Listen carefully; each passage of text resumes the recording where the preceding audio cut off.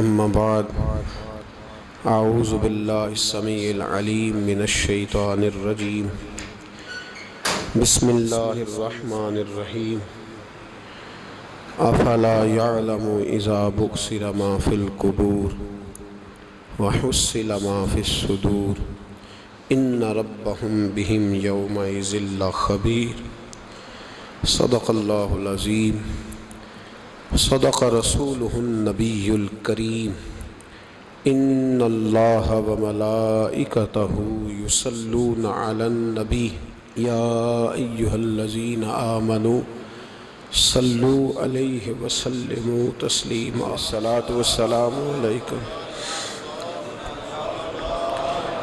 وعلی آلک واصحابک یا سیدی یا حبیب اللہ۔ اللہم صل علی سیدنا و مولانا محمد معدن الجود والکرم وآلہ وصحبہ وبارک وسلم۔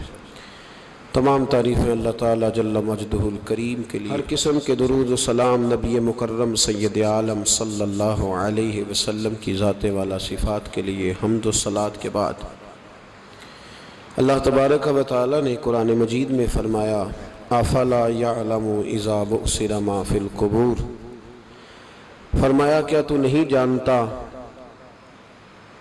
کہ جب وہ ساری چیزیں اٹھائی جائیں گی جو قبروں کے اندر موجود ہیں، وہ اٹھایا جائے گا، وہ باہر نکالا جائے گا جو قبروں میں ہے، وحصل ما فی الصدور، اور جو حقیقتیں تمہارے سینوں میں چھپی ہیں وہ کھول دی جائیں گی، جو راز تمہارے اندر دفن ہیں وہ سارے فاش کر دیے جائیں گے۔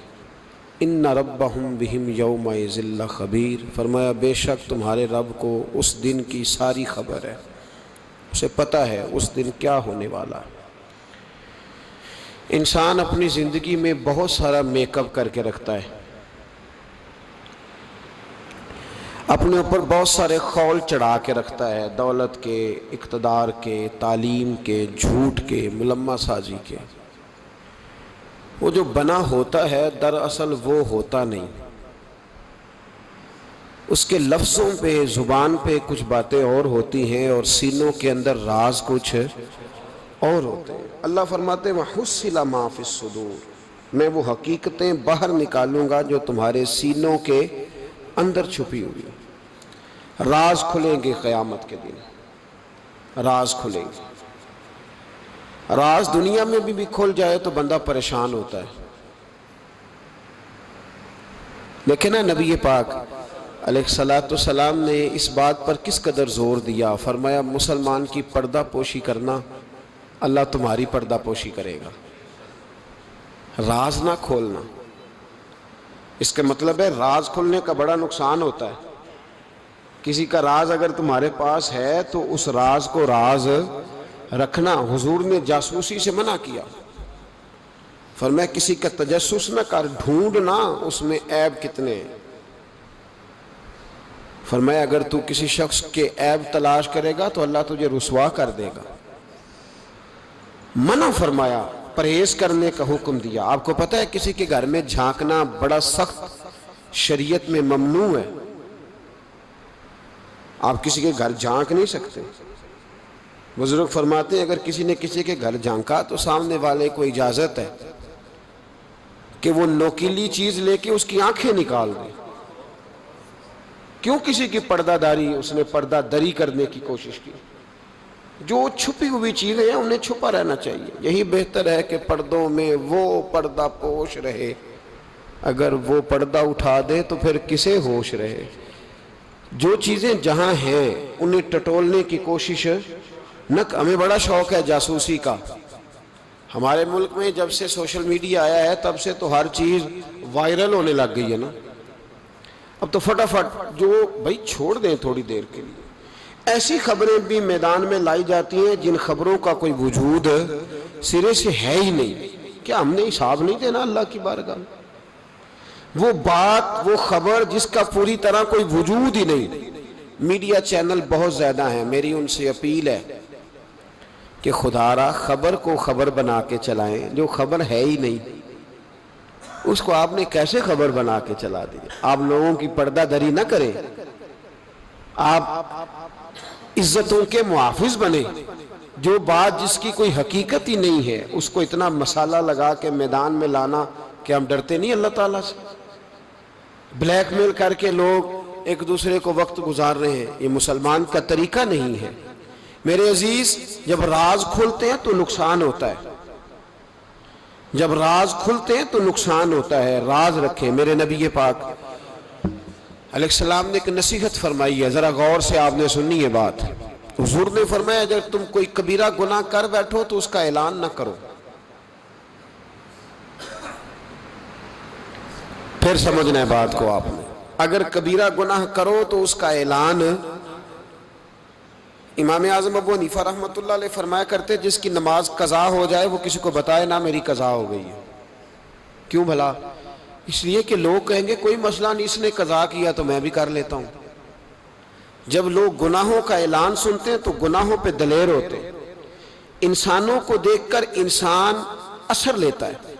جب آپ کسی کو کہیں گے نا کہ میں نے یہ بھی میں تو بڑا کچھ کرتا، ہمارے ہاں تو اللہ تعالیٰ معاف کرے کہ سیانے بندے بڑے فخر سے بتاتے ہیں میں یہ بھی کیا کرتا تھا، میں نے سب کچھ کر کے دیکھا ہے، بڑے پاپ کیے، سارا کچھ کیا. یہ بتانے والی بات ہے، وہ فخر والی بات ہے، شرم والی بات ہے. اور آپ دلیری سے بتا رہے ہیں. یہ تو وہ مقام تھا جہاں زبان لڑکھڑانی چاہیے تھی بات کرتے، اور آپ دلیری سے بتا رہے ہیں میں نے سارے رنگ دیکھے ہیں زندگی کے. یہ وہ کمال ہے. یہ تو کافر، جابر، فاسق، ظالم، لٹیرے سارے یہ کام کرتے ہیں. کوئی دکھانے سنانے والی بات ہے؟ تو نبی پاک صلی اللہ علیہ وسلم نے منع فرمایا اس کی توبہ کرنی چاہیے، اس کا اعلان نہیں کرنا چاہیے، اس سے معافی مانگنی چاہیے اس کا اعلان کرتے پھرتے. تو راز ہے سینوں میں، عیب ہیں لوگوں کے چھپے ہوئے. دنیا میں بھی اگر عیب کھل جائے نا، دنیا میں بھی تو بڑی مشکل بن. میرے پاس ایک بچہ آیا، کچھ لوگوں کا درد انسان کو درد مند کر دیتا ہے. MBA اس بچے کی تعلیم، بڑا قابل نوجوان، اور لب و لہجے میں بڑی شائستگی، گفتگو میں بڑا دھیما پن. لگتا ہے کہ تعلیم نے اثر دکھایا ہے، لفظوں کے گورکھ دھندے میں نہیں رہا، اس نے کچھ سیکھا بھی ہے کتابوں سے. اس نے ایک مسئلہ پوچھا، کہنے لگا اگر کوئی والد ساری جائیداد اپنی بیوی کے نام کرا دے تو اولاد کے لیے کیا حکم ہے اس میں؟ تو میں نے کہا کہ وہ اللہ کو جواب دے گا، اولاد سختی تو نہیں کر سکتی، لیکن اس کو چاہیے نہ تھا ایسا کرتا، اس لیے کہ نبی پاک علیہ السلام نے فرمایا فَاتَّقُوا اللَّهَ فَاعْدِلُوا أَوْلَادَكُمْ، اللہ سے ڈرو، اپنی اولاد میں انصاف کرو. تو میں نے اس کو کہا کہ یہ آپ نے کس طرح کا مسئلہ پوچھا ہے؟ کوئی شخص اپنی ساری جائیداد کسی کی بیوی کے نام کرا دے. تو میں نے کہا کہ جو اس کی بیوی ہوگی وہ آپ کی اماں بھی تو ہوگی نا. شائستہ نوجوان تھا، اچھا تھا، وہ میری بات کا غصہ کر گیا. کہنے لگا آپ سے تو امید نہیں تھی کہ آپ پوچھیں گے، آپ نے بھی پوچھ لیا. مجھے احساس ہوا کہ یار نہیں پوچھنا چاہیے تھا. میں نے کہا یار آپ تو بڑے ناراض ہو گئے، میں اگر آپ کو ایسی بات ہے تو معذرت کرتا ہوں. تو وہ شخص رونے لگ گیا. جب اس نے بات سنائی تو اس بیچارے کا وجود کہاں پر آتا. کہنے لگا ابا نے پچھلی عمر میں شادی کر لی ہے. تو میں نے کہا اس کو اللہ رسول اجازت دیتے ہیں تو آپ؟ کہنے لگا جی وہ تو بات ٹھیک ہے، پر کچھ ایسی باتیں سامنے آئی ہیں کہ جو سامنے نہیں آنی چاہیے تھی. حضرت جی میں جوان ہوں، میں 10-12 لوگوں میں اٹھتا بیٹھتا ہوں، میرے والد کی بات کھلی ہے اور پتہ نہیں کیا معاملہ تھا، پہلے بڑا کچھ نام کرا کہ اس نے نکاح کیا ہے، پر اب میں کدھر جاؤں؟ میرا گلی میں کھڑا ہونا مشکل ہو گیا ہے. مجھے کوئی کہتا تو کچھ بھی نہیں، لیکن جب لوگ دیکھتے ہیں نا میری طرف، جب لوگ میری طرف دیکھتے تو مجھے احساس ہوتا ہے کہ ان کی نظروں میں سوال ہیں. مجھے لگتا ہے کہ ان کی ذہنوں میں بہت ساری باتیں چھپی ہوئی. کچھ نکاح ہوتا تو بات اور تھی، کچھ ایسی باتیں سامنے آئی ہیں جو آنی. میں نے اسے معذرت بھی کی، اسے تسلی بھی دی، اور جو میرے سے ممکن ہو سکتا تھا میں نے اس کو کہا. لیکن اس نوجوان کے جانے کے بعد اس کے رستوں کو بھی میں دیکھتا رہا تو میں سوچنے لگ گیا یار دنیا میں ہمارا راز کھل جائے تو اتنا مشکل ہو جاتا ہے، تو جب قیامت میں راز کھلے گا. دنیا میں دیکھیں نا ہمارے ہاں لوگ اگر برا جانتے بھی ہیں تو وہ اللہ ماشاءاللہ معاذ اللہ غیبت کرتے ہیں، سامنے آ کے بات یہی مزاج ہے نا معاشرے کا کہ لوگ بہت بڑا ظلم کرتے ہیں، اپنی جان پر غیبت کرتے ہیں، سامنے آ کے بات تو قیامت میں تو ہر چیز سامنے ہوگی، ہر چیز سامنے آ جائے، کھل کے بات سامنے آئے، کس نے کیا کیا، اپنے عہدے کے ساتھ جس جگہ وہ بیٹھا تھا اس منصب کے ساتھ اس نے کتنی وفا کی یہ بھی پتہ چلے گا، کتنا دھوکہ دیا یہ بھی خبر ہوگی۔ بہت سارے لوگ جعلی ڈگریاں لے کے نہیں بیٹھے ہوئے، لے لیا نا عہدہ، ان کی تنخواہ جائز ہے ان کے لیے، بولے تو یہ راز کھلے گا کہ نہیں کھلے گا قیامت میں؟ حد ہو گئی اس ملک کے اندر کہ یہ 1 درجن بندے کی بات نہیں، یہ 1.5 درجن بندہ نہیں، یہ تو کیا بتائیں۔ اور ہم دنیا میں اپنا کون سا منہ لوگوں کے سامنے کریں کہ یہ ایک لائن ہے لمبی، ڈگری جعلی، کاغذ کا ایک ٹکڑا لیا تو وہ بھی جعلی۔ میرے عزیز یاد رکھیں اور ضرور اس پر غور کریں، یہ چیزیں جب قیامت میں کھلیں گی تو مسائل پیدا کریں گی، اور اللہ کہتا ہے میں کھولوں گا، میں یہ تمہاری چیزیں، جو ٹیچر، جو ڈاکٹر، جو کلرک، جو بیوروکریٹ 2 سال کی چھٹی لے کے سیر کرنے چلا جاتا ہے اور وہاں لکھ کے دے جاتا ہے کہ میں مجھے بخار چڑھا ہوا ہے، میں تو بڑا سخت بیمار ہو گیا ہوں، تو میرے اندر کا سارا نظام گڑبڑ ہو گیا، دوائی لینی ہے، ٹھیک ہے چھٹی مل گئی، قانون میں کمزوریوں کا فائدہ اٹھایا، تو جب قیامت میں راز کھلے گا یہ تو سیر کرنے گیا تھا، موج کرنے گیا تھا۔ یہاں تو لوگ نوکری لے کے خوشحال ہو جاتے ہیں، کہتے ہیں جی اللہ کا بڑا فضل ہے میں 2 گھنٹے جاتا ہوں۔ میں نے کہا فضل نہیں، یہ آزمائش ہے، یہ شرم والی بات ہے جو دلیری سے تو کہہ رہا ہے، یہ شرم حیا والی بات ہے۔ تو 8 گھنٹے کی، میں نے پہلے بھی بتایا تھا، محدث اعظم پاکستان حضرت مولانا سردار احمد صاحب رحمۃ اللہ تعالیٰ علیہ ایک استاد کو رکھنے لگے ادارے میں پڑھانے کے لیے، استاد کے ساتھ وظیفہ طے ہوا، سمجھ لیں کہ 10,000 روپیہ تجھے ماہانہ دیں گے، صبح 8 بجے سے لے کر 1 بجے تک تو نے پڑھانا ہے۔ استاد نے سائن کر دیے پڑھاؤں گا، تو آپ فرمانے لگے استاد جی آپ روٹی نہیں کھائیں گے اس دوران، پیشاب نہیں آئے گا آپ کو، پانی نہیں پیئیں گے؟ حضور پینا ہے، تو فرمانے لگے لکھا کیوں نہیں؟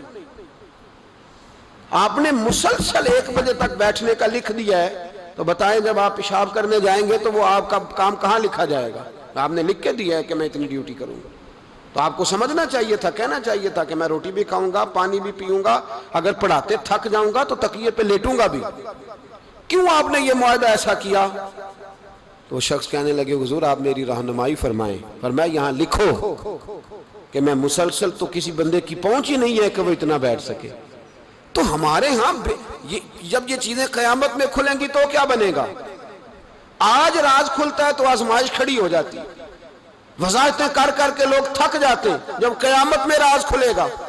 میں تاجر کی بات بعد میں کروں گا، میں سیاستدان کی بات بعد میں کروں گا، میں پہلے پیر صاحب کی بات کرتا ہوں، پہلے علامہ صاحب کی بات، میں اپنی ذات سے شروع کرتا ہوں۔ ایک شخص پیر بن کے بیٹھ گیا، علامہ صاحب درویش مصلح بن کے بیٹھ گیا، لوگوں نے اپنی عقیدتوں کی جبین اس کے سامنے جھکائی، لوگ کئی راتیں اس کے سامنے ہاتھ باندھ کے کھڑے رہے، اس کے لیے لوگوں نے محبت کے سارے تقاضے پورے کیے، اپنی جیب کاٹ کے اس کی خانقاہ کو چلایا، اپنی جائز کمائی اس کے ہاتھ پہ رکھ کے لوگوں نے ایک ادارہ چلانے کے لیے اسے کہا، لوگوں نے اس کی گاڑی کو چوما۔ میں لاہور میں تھا چند دن پہلے، تو گٹر کے اندر گاڑی کا ٹائر چلا گیا، تو میں نے بچے سے کہا کہ کوئی ایسی چیز منگائی جائے، کوئی لکڑی ایسی ہو جائے جو پیچھے رکھی جائے تو گاڑی کو پیچھے موڑیں گے۔ آپ یقین کریں 5-6 لوگ دوڑے آئے، انہوں نے کہا ہم اٹھاتے ہیں آپ گاڑی پیچھے کریں، تو میں نے کہا کپڑے بھر جائیں، کہنے لگے حضرت صاحب چھوڑیں کپڑے بدل بھی جائیں گے، ہمیں اللہ نے موقع دیا۔ تو ان لوگوں کے منہ تک وہ پانی جا رہا تھا، لیکن وہ گاڑی اٹھا رہے تھے، تو ہم لوگوں نے حساب نہیں دینا ان عقیدتوں کا، ان محبتوں کا جواب نہیں دینا؟ اتنی عقیدت کو شخص کرے کہ وہ گندا پانی منہ تک لے جانا پسند کرے کہ یہ شخص نیک ہے تو میں نے اس کی نوکری کرنی ہے، تو اگر وہ شخص جھوٹا ہو، اگر وہ شخص بنا ہوا ہو، اگر وہ اپنا قد اونچا کرنے کے لیے مذہب کا نام استعمال کر رہا ہو، مذہب اس کا مشن نہ ہو، بلکہ مذہب پیسے کمانے کے لیے اس نے اختیار کیا ہو، دولت اکٹھی کرنے کے لیے، تو آج تو چلو ٹھیک ہے، لوگ بیچارے عقیدتوں اور محبتوں کا خراج دیتے رہیں گے، لیکن وَحُصِّلَ مَا فِي الصُّدُورِ، جب قیامت میں پردہ کھلے گا، قیامت میں پردہ کھلے گا. میں نے کہا تھا کچھ جمعے پہلے، پھر بات دہراتا ہوں. ایک درویش شخص ہیں، وہ کہتے ہیں میں زندگی میں کبھی نہیں کام پا، پر ایک طوائف مجھ پہ راشا طاری کر گئی. طوائف کہتا ہے میں نے جبہ کبہ پہنا تھا، طوائف میرے پاس سے گزر رہی تھی، تو میں نے اس کو کہا کہ بچے باز آ جا، اللہ اللہ کیا کر، چھوڑ دے. تو اس نے نقاب آگے کر لیا، کہنے لگی بابا میں تو آپ کی بات پر عمل کروں گی، پر ایک جملہ کہنے کی اجازت ہے؟ تو میں نے کہا بیٹی کہہ لو. تو کہنے لگی بابا میں تو جو نظر آ رہی ہوں نا وہی ہوں، جو نظر آتی ہوں وہی کہلاتی ہوں. تو بتا تو جو کہلاتا ہے وہ جو نظر آتا ہے وہی کہلاتا ہے کہ کچھ اور بھی ہے؟ تو کہلاتا کچھ ہے اور بنا ہوا ہے کچھ اور. تو بھی دیکھ کہ تو وہی ہے جو تو کہلاتا ہے. کیا حساب نہیں دینا لوگوں نے؟ باہر نہیں آئیں گی یہ ساری چیزیں؟ اتنا بڑا دھوکہ، اور کوئی چیز نہیں ملی استعمال کرنے کو. جب الیکشن آیا تو اسلام زندہ باد، جب الیکشن آیا تو اسلام زندہ باد، اور اس کے نام پہ ووٹ اور اس کے نام پہ سارا کچھ. اور جب تھوڑا سا اللہ تعالیٰ خیر فرمائے حالات بدل گئے، 2-3 سیٹیں مل گئیں، تو پھر کسی بھی حکومت کے پاس جا کے 2 وزارتیں لے لی. میرے پاس بھی لوگ آتے رہتے ہیں. ہماری قوم کو سب کو سیاستدان بنا دیا گیا ہے. اس طرح سیاستدان کا کوئی پتہ نہیں نا کس پارٹی کا ہے، اس طرح عوام کا بھی اب یہ سارا نفاق ان لوگوں نے برپا کیا ہے. یہ ان لوگوں نے لوگوں میں بات اچھالی ہے. لوگ بھی اس کو بھی کہہ دیتے ہیں تیرے ساتھ ہیں، اس کو بھی کہہ دیتے ہیں. کیا کریں، ان کے شر سے بچنے کے لیے ایسا کرتے ہیں، ورنہ شر پھیلاتے ہیں لوگ. ایک صاحب میرے پاس آ گئے. اب جب آپ کے پاس کوئی شخص آتا ہے تو آپ دروازہ تھوڑی بند کر سکتے ہیں. آ گئے ملنے کے لیے، تو انہوں نے آ کے نہ موبائل نکالا، کہنے لگے 100 سے زیادہ تقریریں ہیں آپ کی تقریر سنے بغیر میں سوتا نہیں. آئے سیاسی مقصد کے لیے، میں آپ کی تقریر سنتا ہوں. میں نے کہا اللہ آپ کو جزائے خیر دے، مجھے تو پوری دنیا سے لوگ کہتے ہیں تقریر سنتا ہوں. چلے مہربانی ہے، مجھے تب فائدہ ہے جب کوئی تقریر سن کے اثر بھی کرے. تو چلیں خیر، آپ کہہ رہے ہیں تو اچھی بات ہے. انہوں نے اس پر اور تھوڑا زور دینا شروع کیا. تو کئی دفعہ نا تکلیف ہوتی ہے کہ یار آپ کیا سمجھتے ہیں سامنے والا پاگل ہے، بیوقوف ہے؟ اور جو ساتھ لے کے آنے والے ہوتے ہیں وہ بھی خیال نہیں کرتے ہم کیا کہہ رہے ہیں. آپ پاگل سمجھ رہے ہیں سامنے والے کو کہ آپ جھوٹی تعریف کریں گے سامنے والا مان جائے گا؟ ڈرنا چاہیے اللہ تعالیٰ سے. یہ بڑی تقریر، یہ آپ وہ جو آپ نے ایک موقع پہ کہا تھا، میں نے اسے کہا، میں نے کہا صاحب آپ نے 10 دفعہ کہا ہے تو میں نے سن لیا ہے، لیکن مجھے 1% بھی خوشی نہیں کہ آپ مجھے سنتے. یہ کام آپ الیکشن کے بعد آ کے میرے ساتھ کرتے ہو تو مجھے بڑی خوشی ہوتی، مجھے تسلی ہوتی کہ آپ واقعی مجھے سنتے ہیں. یہ کیا بات ہوئی؟ پتہ نہیں اب آپ کس کس کو جا کے یہ کہیں گے، کس کس کے ساتھ آپ یہ زاویہ نگاہ لگائیں گے. جو تجھے دیکھ کے پھر کسی اور کو بھی دیکھے، جو تجھے دیکھ کے پھر کسی اور کو بھی دیکھے، تماشائی ہے وہ طالب دیدار نہیں. تو میں نے کہا آپ تماشائی بن کے نہ آئے، مہربانی فرمائے جائیں کہیں اور جا کے.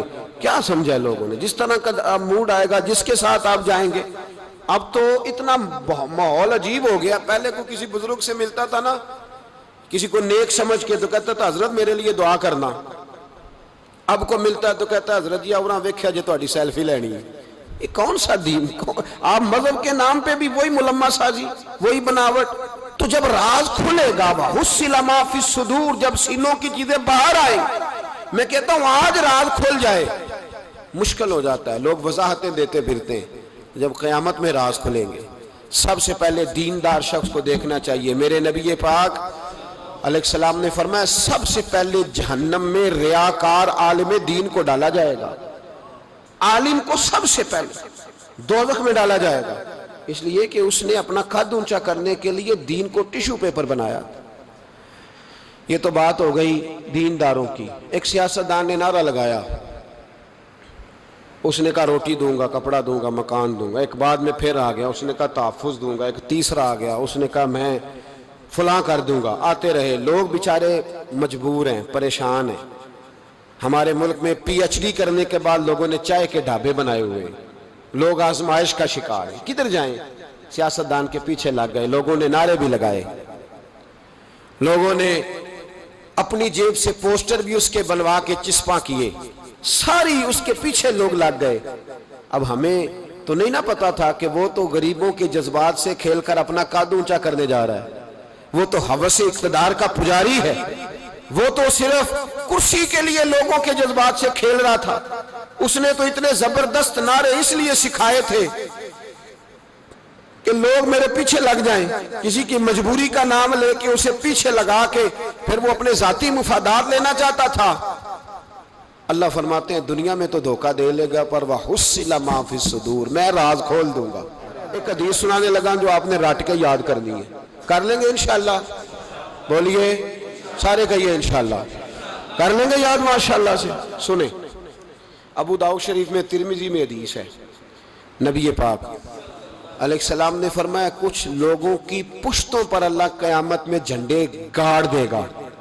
پشت ہوتی ہے نا، پشت، مقعد، سرین، اس پر اللہ جھنڈا گاڑ دے گا، وجود کے ساتھ لگا دے گا. حدیث صحیح عرض کر رہا ہوں. حضرت انس بن مالک رضی اللہ تعالیٰ عنہ حدیث کے راوی ہے، فرمایا جھنڈا پشت کے ساتھ گاڑ دیا جائے گا اور اونچا جھنڈا ہوگا قد سے.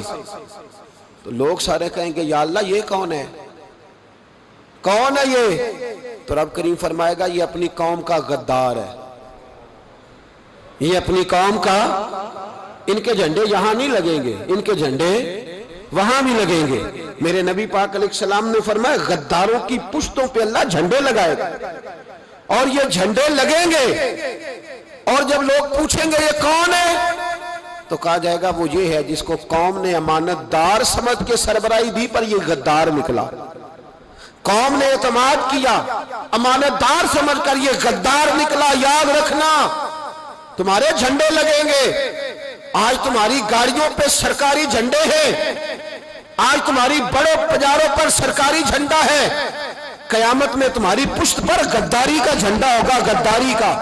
اور میرے نبی پاک علیہ السلام نے فرمایا غریبوں کو اللہ قوت دے دے گا اور جو تکبر کرنے والے تھے انہیں اللہ کیڑیوں کی شکل عطا کرے گا، چیونٹیوں کی شکل، کیڑے مکوڑے بنا دے گا اور غریب پیروں کے نیچے مسل کے جائیں گے. وقت تھوڑا رہ گیا. وَحُصِّلَ مَا فِي الصُّدُورِ، فرمایا تمہارے سینے کے سارے راز اللہ باہر نکال دے گا. فاش ہو جائے گی ہر چیز، کھل جائے گا سارا، آئینہ باہر آئے گا.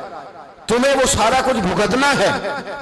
کتنے بادشاہ گزرے آپ کے ملک میں، کتنوں کی قبروں پہ لوگ فاتحہ پڑھنے جاتے ہیں، کتنے ہیں جن کا اب نام ہوتا ہے، تصویریں لگی ہوئی ہیں پارلیمنٹ میں. اس سے زیادہ کوئی شے ختم ہو گئی بات. کدھر گئے ہمارے تو نوجوانوں کو یاد بھی نہیں. کیا کسی نے کمال کر لیا وزیر اعظم بن کے؟ کیا اس نے کر لیا؟ ختم ہو گئی بات. خدا را جو آپ ہیں آپ وہی بیان کریں، دھوکہ نہ دیں، ورنہ یہ راز جب کھلے گا. میرے نبی پاک علیہ السلام نے فرمایا بہت بڑا تاجر قیامت میں اللہ کی بارگاہ میں کھڑا کیا جائے گا. اللہ اس کے بچوں کو بھی بلائے گا، کہے گا تمہیں پتہ ہے تمہارا مال حرام ہے، ناجائز ہے، تمہارے باپ نے دھوکے سے کمایا ہے. تو نبی پاک علیہ السلام نے فرمایا، امام سیوطی نے حدیث لکھی ہے، نبی پاک فرمانے لگے وہ اولاد اپنے باپ پہ مقدمہ کر دے گی. وہ جن کو دے گیا نا کہ وہ والا پلاٹ بھی تیرا، وہ والا بھی تیرا، وہ والا بھی، وہ مقدمہ کر دے گا. وہ کہیں گے اے اللہ ہم نے اسے کہا تھا ہمیں ناجائز مال دے، اس سے پوچھ اس نے کیوں کمایا. میرے مصطفیٰ کریم علیہ السلام فرماتے ہیں احد پہاڑ کے برابر اس کی نیکیاں ہوں گی، لیکن جرم یہ ہوگا کہ کمائی حرام تھی، تو اللہ کریم ان بچوں کے مقدمے کی وجہ سے باپ کو جہنم میں داخل کر دے گا. یہاں وہ سخی بھی بن کے گیا ہے، یہاں وہ کہتا، وہ کہانیاں سنایا کرتا تھا کہ میں بڑی محنت سے آگے گیا ہوں. وَحُصِّلَ مَا فِي الصُّدُورِ، میں تمہارے سینوں کی چھپی چیزیں راز کھول دوں، راز فاش ہو، تمہیں ہر چیز دیکھنی پڑے گی. میرے رسول پاک علیہ السلام کی ایک حدیث بڑی انفرادی ابن حجر نے لکھی. میں تو اس حدیث کو پڑھ کے میں نے کتاب بند کر دی. میں نے کہا اللہ ہمیں معاف کرے. نبی پاک علیہ السلام نے فرمایا جس کو امین بنایا گیا اور اس نے خیانت کی، وہ کسی جگہ کا بھی امین تھا، وہ ممبر رسول کا امین تھا یا ڈاکٹر کی کرسی کا، وہ کسی سکول کے ادارے کا امین تھا یا حکومت میں کسی عہدے پہ، جسے امین بنایا گیا. توجہ ہے میری بات پر؟ جسے امین بنایا گیا اس نے خیانت کی، تو اس نے جس چیز کی خیانت کی ہوگی وہ چیز قیامت کے دن اس کی گردن کے ساتھ لٹکی ہوئی ہوگی. گردن کے ساتھ. محبوب فرمانے لگے ایک شخص آئے گا اس کی گردن پر اونٹ بیٹھا ہوگا. اور حدیث کے لفظ یہ ہیں، حضور فرماتے ہیں مجھ سے فریاد کرے گا یا رسول اللہ میری مدد کرے، تو میں اسے کہوں گا میں نے تجھے سمجھایا نہیں تھا، اب تیرے بارے میں اللہ فیصلہ کرے گا. پھر ایک اور شخص آئے گا تو اس کی گردن کے ساتھ، اس نے چونکہ گھوڑے چرائے تھے تو اس کی گردن کے ساتھ گھوڑے لٹکے ہوئے ہوں گے، گھوڑے. اللہ اکبر. تو وہ فریاد کرے گا حضور میری مدد کرے. ذرا یہ چیزیں بھی جاگ کے سنا کرے. آپ شفاعت رسول کے موضوع پر نعرے لگاتے ہیں، پہلے یہ بھی تو دیکھیں نا حضور سفارش کریں گے کس کی، اس پر بھی ذرا غور فرمائے. وہ جو سبحان اللہ ماشاءاللہ والا عنوان ہوتا ہے اس پہ کہتے ہیں ماشاءاللہ جی آج تو پتہ چل گیا جنتی ہیں. او بھائی جنت کی سڑک پہ بھی تو چڑھنا ہے کہ نہیں، اور رستہ بھی اختیار کرنا ہے کہ نہیں، کہ آپ کا خیال یہ ہے کہ آپ کو ہیلی کاپٹر کے ذریعے جنت میں ڈال دیا جائے، کچھ کرنا نہ پڑے. عزیز بھائی میرے نبی پاک علیہ السلام فرمانے لگے کچھ لوگ ایسے ہوں گے کہ ان کی گردنوں کے ساتھ بکریاں ممنا رہی ہوں گی، گدھے ہنہنا رہے ہوں گے. فرمایا وہ فریاد کریں گے تو میں کہوں گا تمہیں سمجھایا نہیں تھا. اور پھر حضور فرماتے ایک شخص آئے گا جس کی گردن کے ساتھ اژدہا بندھا ہوگا، اس کے منہ کو ڈسے گا تو وہ کہے گا اسے پیچھے ہٹاؤ. اور پھر اس سے کہے گا اژدہے سے تو ہے کون؟ تو وہ کہے گا میں تیرا وہی مال ہوں جسے تجوری میں سنبھال کے رکھتا تھا، آج میں تیری گردن سے لپٹ گیا ہوں تو کہہ رہا ہے پیچھے ہٹ جا. بھائی راز کھلے گا. آپ یقین کریں اچھے لوگوں کے جب راز کھلیں گے قیامت میں تو موج لگ جائے گی. راز صرف بروں کے نہیں کھلیں گے، اچھے لوگوں کے بھی راز. توجہ ہے میری بات پر؟ حضرت اویس کرنی بھی آئیں گے جو ساری زندگی راز میں رہے.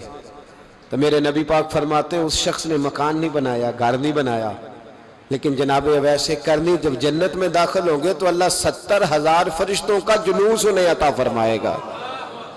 اللہ انہیں 70,000 فرشتوں کا جلوس دے گا. اس جلوس میں وہ جنت میں جائیں گے.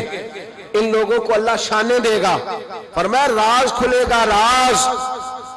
قیامت کے دن کچھ لوگ ان کے چہرے 14ویں کے چاند کی طرح چمکیں گے اور انبیاء اور علماء ان کو دیکھ کر رشک کریں گے کون ہے؟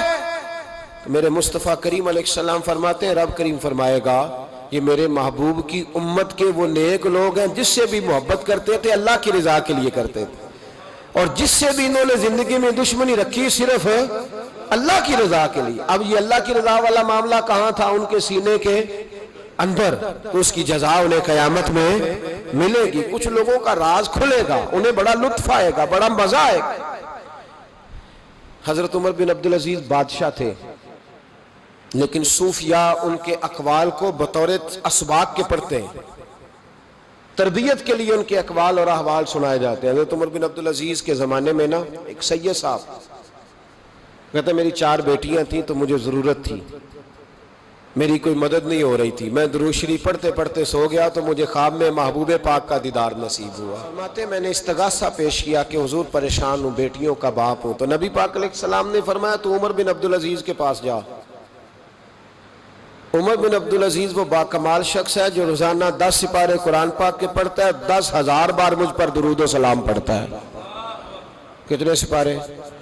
ہم تو خیر سارے مصروف ہیں، 10 لائنیں بھی نہیں پڑھ سکتے، ہم تو بڑے بیزی لوگ ہیں. ہم قرآن شریف پڑھیں گے تو فیس بک کون چلائے گا؟ ہم اگر قرآن شریف پڑھیں گے تو وہ واٹس ایپ پہ ٹائم کون دے گا؟ ہم تو بیزی ہیں، بہت زیادہ مصروف ہیں.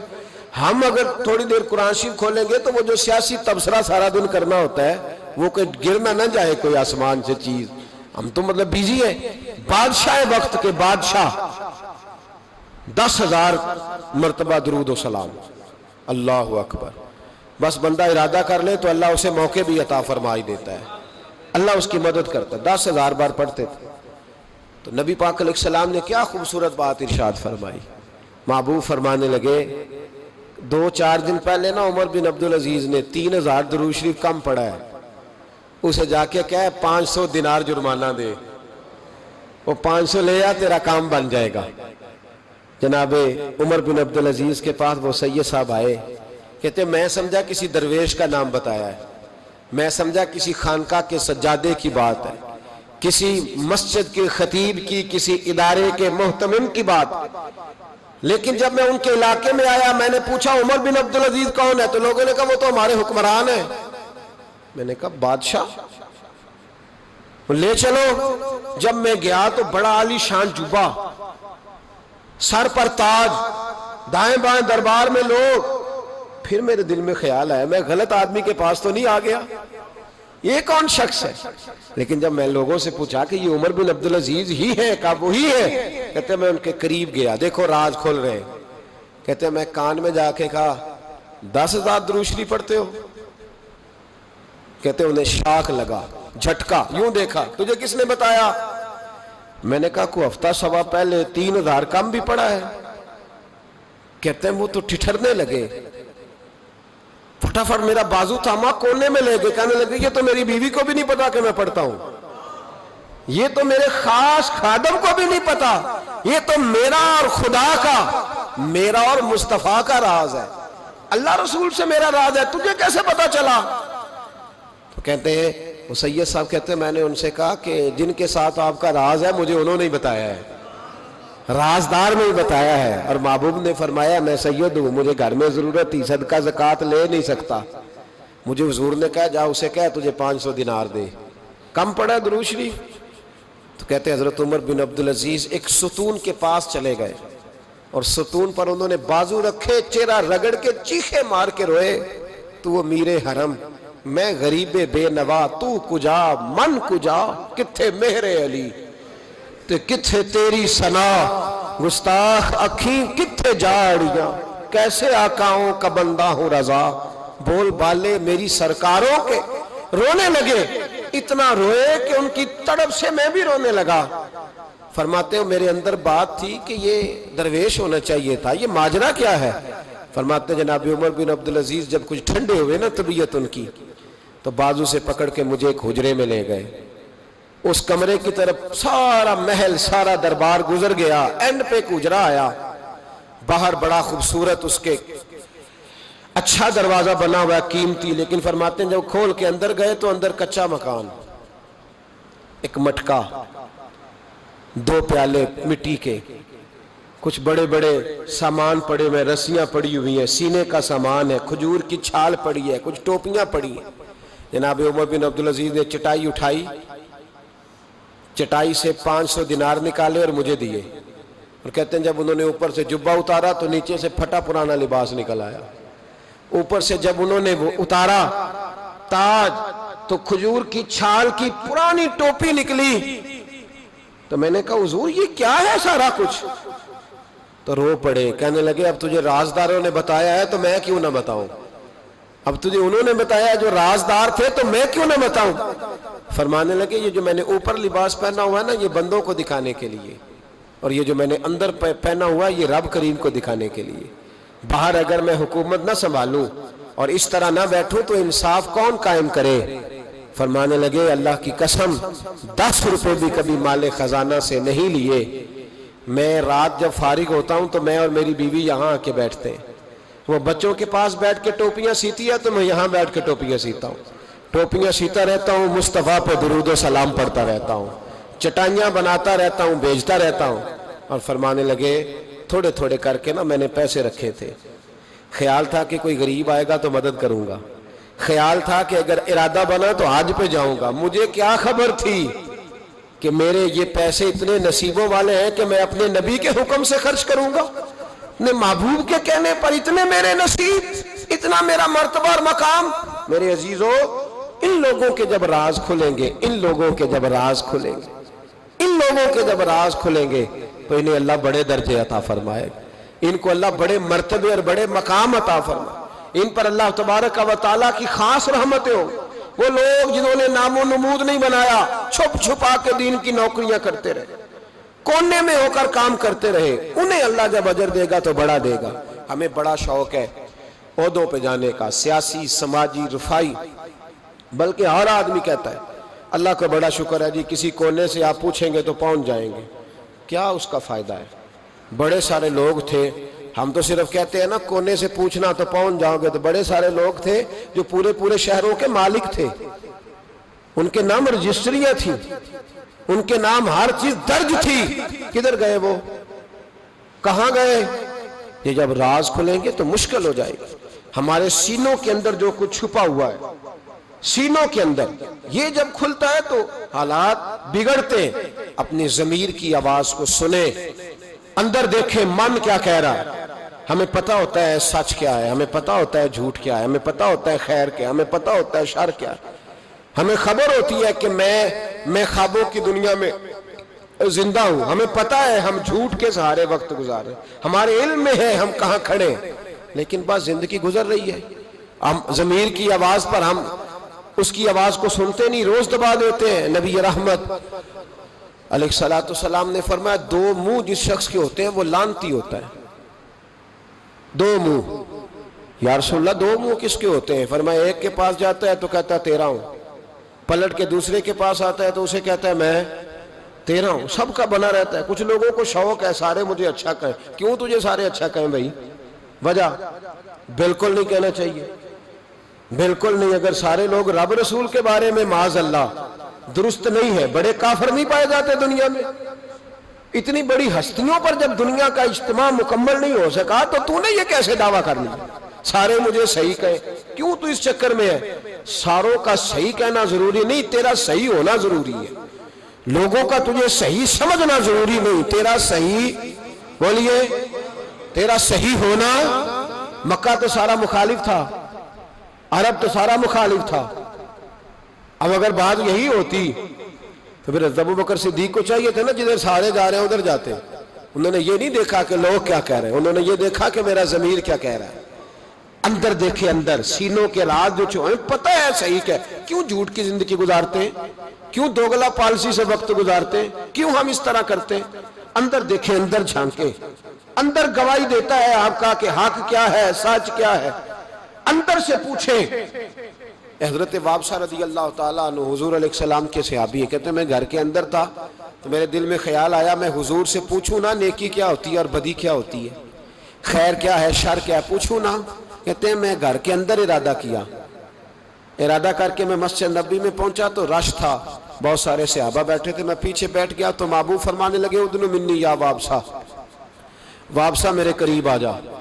فرماتے ہیں میں آ کے درمیان میں بیٹھ گیا تو حضور مسکرا کے فرمانے لگے چل اور قریب آ جا. اور قریب آیا تو حضور کہنے لگے ادنو منی، چل یار اور قریب آ جا. کہتے میں اتنا قریب آیا کہ میرے گھٹنے حضور کے مقدس گھٹنوں سے مس ہونے لگ گئے. حضور نے فرمایا کیسے آئے ہو، کیسے آئے؟ کہتے ہیں میں بولنے ہی لگا تھا کہ حضور فرمانے لگے تو بتائے گا کیا پوچھنے آیا کہ میں بتاؤں؟ موج ہے آج، محبوب کا دروازہ رحمت کھلا. فرمایا میں نہ بتاؤں تو کیا پوچھنے آیا تھا؟ کہا حضور آپ بتائیں تو پھر تو کمال ہو جائے. تو محبوب نے فرمایا تو نے زبان سے تو نہیں کہا پر دل میں تو سوچ کے آیا تھا آج حضور سے پوچھوں گا نیکی کیا ہوتی ہے بدی کیا ہوتی ہے. کہتے میرا چہرہ کھل اٹھا. میں نے کہا حضور واقعی آپ اللہ کے سچے رسول ہیں، یہی پوچھنے آیا تھا. نبی پاک نے میرے سینے پہ ہاتھ مارا. فرمایا جا میں نے تیرے دل کو دین کا عالم بنا دیا ہے، اپنے دل سے پوچھ لے، تیرا دل ہی تجھے فتویٰ دے دیا کرے گا. آج کے بعد تیرا دل تجھے بتائے گا کہ نیکی کیا ہے اور بدی. بولیے نیکی کیا ہے اور بدی کیا ہے، تیرا دل تجھے بتائے گا. اس سے فتویٰ لے لے، پوچھ لے نیکی کیا ہے بدی کیا ہے. او بھائی ضمیر کی آواز سنے، پوچھے یہ آپ کو کیا کہہ رہا. ہمیں پتہ ہوتا ہے ہم غلط ہیں، صحیح نہیں چل رہے. کس بات کا انتظار ہے؟ موت کا، گاڑی کی ٹکر ہونے کا؟ ہم کس بات کا انتظار کر رہے ہیں کہ جب رپورٹ کرائیں تو اس کے اندر کوئی بیماری نکل آئے؟ کس بات کا انتظار کر رہے ہیں جب ڈاکٹر ہمیں کہے کہ بس کھانا پینا بند ہے اب آپ کا، بد دوائیوں پہ، اس وقت کا انتظار ہے؟ لوگوں کو ذرا کوئی بیماری کی کھینچ لگتی ہے تو 4 دن سوچتے ہیں اب میں بالکل نیک ہوں، صحیح ہو جاتے ہیں تو انہی چکروں میں. او خدا کے بندو اندر کی آواز سنو. آپ کے اندر سے روز آواز آتی ہے کہ نمازیں 5 ہیں تو 5 پوری پڑھنی چاہیے. آپ کے اندر سے آواز آتی ہے کہ میری بقا قرآن پاک میں ہے، مجھے قرآن روز کھولنا چاہیے. آواز آتی ہے کہ میں اس درویش کے جا کے آستانے میں بیٹھوں گا تو میں بچ جاؤں گا. کیوں ضمیر کے قیدی بنے ہوئے ہو؟ کیوں خول توڑ کے باہر نہیں آتے؟ یہی تو خول ابو جہل نے طاری کر لیا تھا. وہ کہتا تھا چدراہٹ کا کیا بنے گا، کام کر لوں، یہ کر لوں، وہ، اس خول کو توڑ دو، باہر نکل آؤ، آواز پہ لبیک، کس بات کا انتظار ہے؟ کب؟ جو 35 سال زندگی گزار چکا ہے وہ آدھی جی چکا ہے، آدھی گئی اور باقی آدھی پتہ نہیں ہے کہ پتہ نہیں ہے۔ کس بات کے انتظار ہے؟ جب راز کھلیں گے مشکل ہو جائے گی۔ اللہ بڑے موقع دیتا ہے، اللہ ہمیں سمجھنے کے بڑے موقع دیتا ہے۔ میرے نبی پاک علیہ السلام فرماتے ہیں اللہ قیامت کے دن تم سے پوچھے گا کیا میں نے تمہیں زندگی نہیں دی تھی، تمہیں شعور کی دولت نہیں دی تھی؟ اللہ تم سے پوچھے گا کیا تمہیں سوچنے کی طاقت نہیں دی تھی؟ اللہ تم سے پوچھے گا ٹھنڈے پانی سے تمہیں سیراب نہیں کیا تھا؟ کون سی ایسی نعمت تھی جو تمہارے گھر کے دروازے تک نہیں پہنچائی؟ حضرت ابو الحسن رحمت اللہ علیہ ایک جملہ کہا کرتے تھے اور کمال کرتے تھے، فرماتے تھے قیامت میں لمبی چوڑی بات نہیں ہوگی، دو ہی باتیں ہوگی۔ فرماتے ہیں اللہ پوچھے گا بندے سے، او بندے میں تو تیرا تھا، تو بتا تو کس کا تھا؟ دو ہی باتیں۔ اللہ فرمائے گا میں تیرا تھا، تو بتا تو کس کا تھا؟ اپنے اندر تبدیلی لائیں، اندر جھانکیں۔ یہاں راز کھل جائے تو آزمائش کڑی ہے۔ بتلائیے جب قیامت میں راز کھلے گا کتنی مشکلات ہوں گی۔ اپنے آپ کو سمیٹ لیں، استغفار کثرت سے پڑھیں، توبہ کریں ہر معاملہ، اپنا رجوع اپنے رب رسول کی طرف رکھیں۔ یہ سارا دنیا کا جتنا معاملہ چل رہا ہے یہ سارا ایک چکر ہے، یہ ساری ایک آزمائش ہے، یہ اللہ نے ہمارے ذمہ لگایا ہے کہ تم نے اس سے بچ کے نکلنا۔ یہ ہماری دانش مندی ہے کہ ہم اس طرف توجہ نہ دیں۔ کوئی شخص بھی ایک دن کے لیے مکان خرید کے نہیں رکھتا، وہاں وہ مکان خریدتا ہے جس نے اس نے عمر بھر رہنا ہو۔ یہ دنیا عارضی ہے، 1-1.5 دن کا میلہ ہے، اس پر مکمل خریداری کر کے جم کے نہ بیٹھ جاؤ۔ اس مکان کی طرف توجہ کرو جہاں ہمیشہ رہنا ہے، جہاں ہمیشہ جانا ہے۔ جتنا آپ اپنے دادا جی کا ختم دلاتے ہیں نا، آپ کے بچے بھی آپ کو اتنا ہی دلائیں گے۔ اور جتنا آپ روز کھڑے ہوتے ہیں نا دادا جی کی قبر پہ، بڑی مشکل سے بچے جاتے ہیں، پوتے کوئی نہیں جاتے، بڑی مشکل سے بیٹے، اس سے زیادہ کوئی معاملہ تو آپ کے بعد آپ کا بیٹا 50 سال تک رہے گا، بس ختم، پھر تو قبروں کے نشان تک مٹ جاتے۔ وَحُصِّلَ مَا فِي الصُّدُورِ، فرمایا میں کھول دوں گا راز۔ اس راز کھلنے سے پہلے اپنے رب کریم کی بارگاہ میں حاضر ہو جانا چاہیے، اس کے دروازے نور پر جا کر خیرات حاصل کرنی چاہیے۔ دعا کرتا ہوں جو کچھ کہا اللہ توفیق عمل عطا فرمائے۔